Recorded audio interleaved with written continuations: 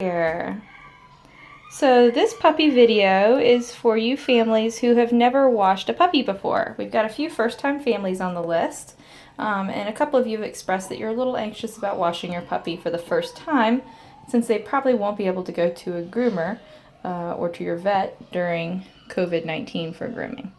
So this is Miss Magenta. She's going to be our little puppy model today. She's a sweet girl. I just kind of randomly picked one out of the bunch. So yeah, we'll get started. So what I use for shampoo, and this is on my website, is this right here. This is the Life's Abundance Revitalizing Shampoo. Yeah, it smells good. What I typically do, and I'll actually provide you guys with a packet of this whenever you come, is I have it about full to here with shampoo, and then the rest of it is water. So I dilute this shampoo. It's really, really concentrated, good stuff.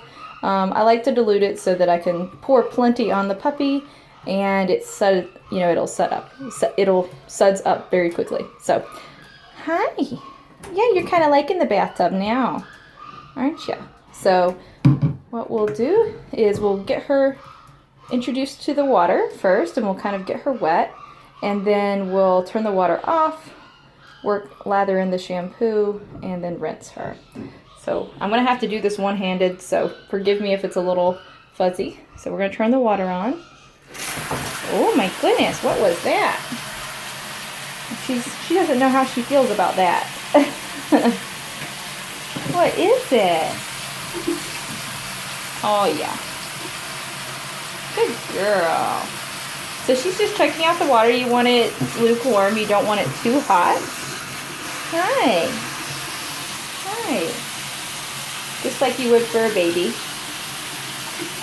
And after a little bit of her getting used to it with her paws, I'll actually put the water on her. So I start like this. I don't do her head first. I actually let them stay up on the side like that. You just want to make sure they do not crawl out. So some of you first-time families, you might want to have a helper here with you. And so first I get her body wet.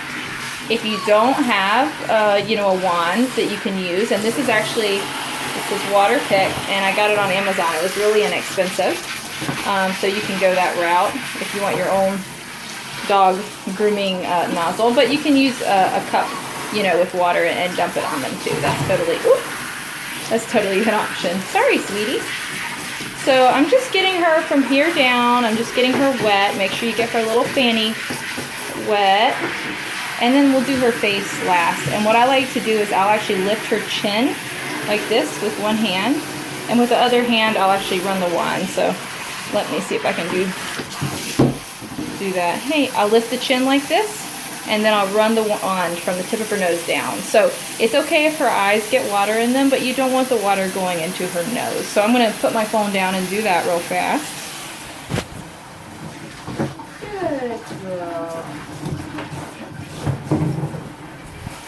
All right, so now her little face is wet. Hey, honey. So her whole body's wet, so we can turn off the nozzle now. There we go.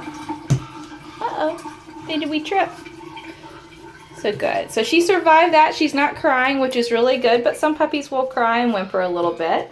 Some of them will try to crawl out of the tub, and that's okay. You just hold them in place. Good puppy. And I didn't bring any treats, but this is a great time to give your puppy treats. Hi. Get your little eye pokers out.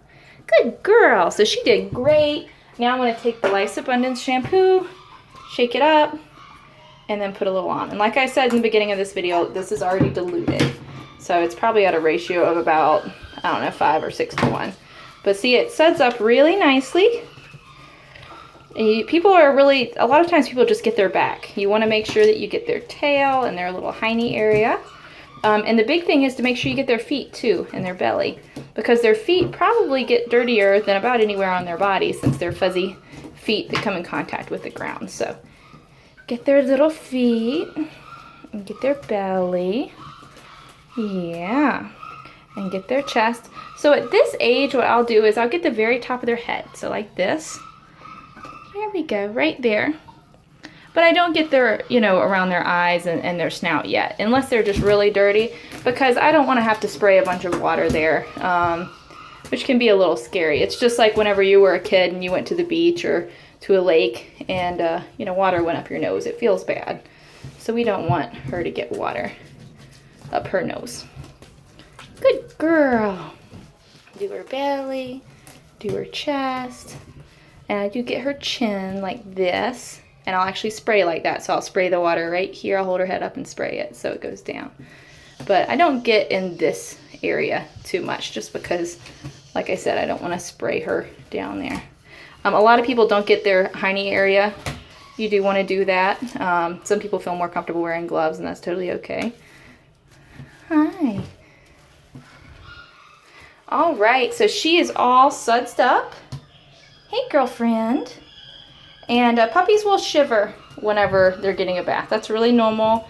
Even if it doesn't mean that they're too cold. It's just from being nervous and a combination of being wet. That's just what dogs do. They'll shiver. So, all right. Good job, Miss Magenta. Like I said, this is a good time for treats if you have them on hand. I made a big mistake and didn't bring them. Hi. But if you don't have treats, praise is good too. All right, so I'm going to turn my wand back on. There we go. Make sure it's a good temperature before I put it on her. And this is good, the fact that she's willing to explore it and, you know, lick the water up. Good girl. All right. So I'm going to run my wand back over her. She says, I don't know how I feel about that. I might have it a little too hot. There we go. All right. And the big thing when you're rinsing is to make sure that you rinse really, really, really well. You don't want any residue, you don't want any shampoo left over. The dogs don't have, sweat glands and oil glands like people do. So whenever they have something on their skin, it stays on their skin until their next bath. Hi.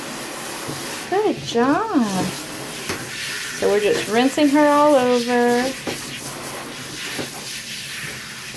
Good job, girlfriend. I get under her chin right there, and she's licking up the water. That's a good thing. There we go. I'm going to get her top of her head. There we go. She says, I didn't like you getting the top of my head. And make sure you get her paws. Oop. There we go. Good puppy. Oops, sorry, it's a little boring. This takes me a minute.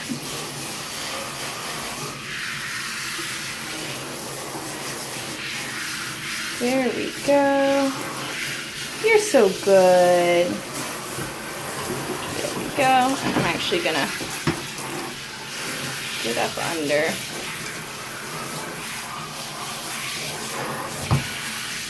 Good job. You want to get up under their belly. Oops, sorry. I got your little snout wet. Oh, yeah. There we go. So she is about done. Good job, puppy. You're so good. And like I said, I let my puppies do this. I think that's okay. You can actually use it to your advantage and spray down. But as they get older, the goal will be for them to stand up and not try to get out of the tub. All right, so then I just take my hands and gently sort of squeeze any extra water out of there. There we go. There we go. Good girl. All right, and now you can finally take your towel and wrap it around your pup. So there you go. I don't know if you can hear her siblings and Layla's litter, but they're all making quite a fuss out there. I've got them in little drying pins, and they're wet and unhappy. Hey, sweetheart. So I do recommend as your puppy gets older, when you give them a bath, that you actually dry them after with a dog dryer. Because what happens is doodles, when they get wet, they are really, really prone to matting if they're not groomed after they get wet. So if you don't have a dog dryer, that's okay. At the very minimum, you're going to want to brush the coat out after they've gotten wet. But I really recommend drying it because it's amazing how that helps keep the coat from matting later. So, all right, so now we've had a basic dry off. I'm going to take her out of the bathtub and dry her off with another, a second dry towel, a little better. But that's how you wash a puppy. Good luck, guys.